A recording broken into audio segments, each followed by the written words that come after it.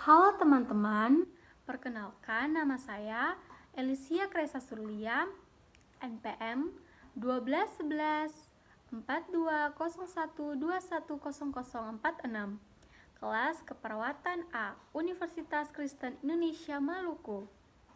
Saya akan menjelaskan secara singkat tentang anatomi fisiologi perkemihan.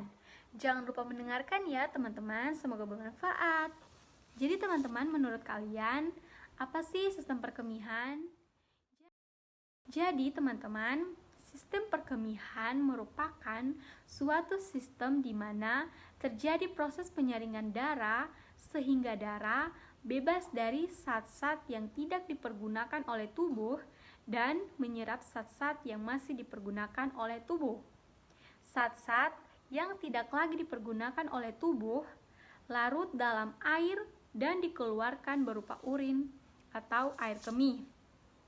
Jadi teman-teman, susunan anatomi sistem perkemihan terdiri dari yang pertama, 2 ginjal ren yang menghasilkan urin. Yang kedua, 2 ureter yang membawa urin dari ginjal ke vesika urinaria atau kandung kemih. Yang ketiga, suatu vesika urinaria tempat urin dikumpulkan dan suatu uretra urin dikeluarkan dari vesika urinaria.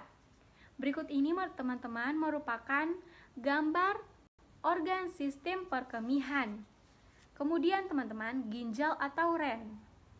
Ginjal terletak pada dinding posterior abdomen di belakang peritoneum pada kedua sisi vertebrata thoracalis ke-12 sampai vertebrata lumbaris ketiga.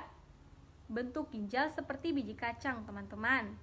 Ginjal kanan itu sedikit lebih rendah dari ginjal kiri karena adanya lobus hepatis dextra yang besar. Teman-teman, berikut ini merupakan gambar organ sistem perkemihan. Dan juga teman-teman, berikut ini juga merupakan gambar ginjal. Teman-teman boleh melihatnya. Jadi teman-teman, menurut kalian fungsi ginjal tuh apa sih? Jadi teman-teman, fungsi ginjal itu memegang peran penting dalam pengeluaran zat-zat toksis atau racun, mempertahankan suatu keseimbangan cairan, mempertahankan keseimbangan kadar asam basa dari cairan tubuh, mengeluarkan sisa-sisa metabolisme akhir dari protein ureum, kreatin, dan amoniak. Teman-teman, berikut ini merupakan gambar struktur ginjal. Struktur ginjal, setiap ginjal terbungkus oleh selaput tipis yang disebut kapsula fibrosa. Terdapat korteks renalis di bagian luar yang berwarna coklat gelap dan medula renalis di bagian dalam berwarna coklat lebih terang dibandingkan korteks. Bagian medula berbentuk kerucut yang disebut piramides renalis. Puncak kerucut tadi menghadap kaliks yang terdiri dari lubang-lubang kecil yang disebut dengan papan renalis. Kemudian teman-teman, proses pembentukan urin. Ini merupakan proses pembentukan urin, proses filtrasi di glomerulus, proses reabsorpsi, proses sekresi. Teman-teman boleh melihat pada gambar tersebut. Proses filtrasi di glomerulus terjadi penyaringan darah kecuali protein. Cairan yang tersaring ditampung oleh simpai Bowman yang terdiri dari glukosa asam, asam amino, air, urea, kreatin, dan elektrolit diteruskan ke tubulus ginjal. Cairan yang disaring disebut filtrate glomerulus. Berikut ini merupakan gambar ureter. Teman-teman, lapisan dinding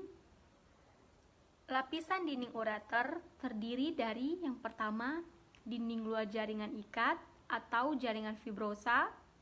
Yang kedua, lapisan tengah lapisan otot polos. Yang ketiga, lapisan sebelah dalam lapisan mukosa. Lapisan dinding ureter menimbulkan gerakan-gerakan peristatik yang mendorong urin masuk ke dalam kandung kemih. Dinding kandung kemih terdiri dari yang pertama, lapisan sebelah luar, yang kedua, tunika muscularis, yang ketiga, tunika submukosa, yang keempat, lapisan mukosa. Uretra. Uretra merupakan saluran sempit yang berpangkal pada vesika urenaria yang berfungsi menyalurkan air kemih keluar.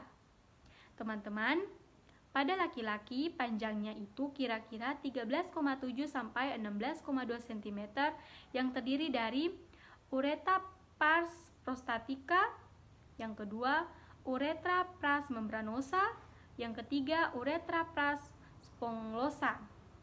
Teman-teman boleh melihat pada gambar tersebut.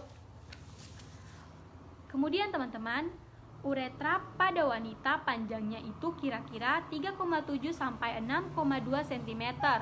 Tyler 3 sampai 5 cm. Ewis.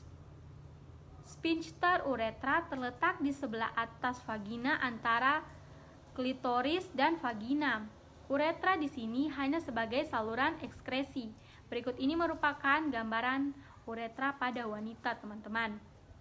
Dinding uretra terdiri dari 3 lapis, yaitu lapisan otot polos merupakan kelanjutan otot polos dari vesika urenaria, mengandung jaringan elastis dan otot polos.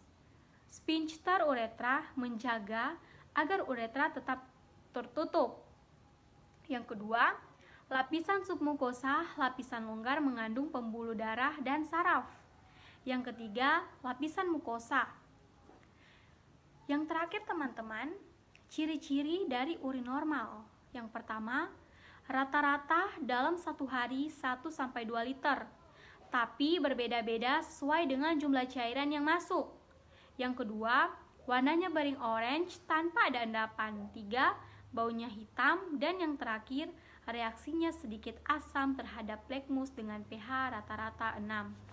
Jadi teman-teman, kesimpulan saya, sistem urenarial ada sistem saluran dalam tubuh manusia, meliputi ginjal dan saluran keluarnya yang berfungsi untuk membersihkan tubuh dari zat-zat yang tidak dipergunakan lagi.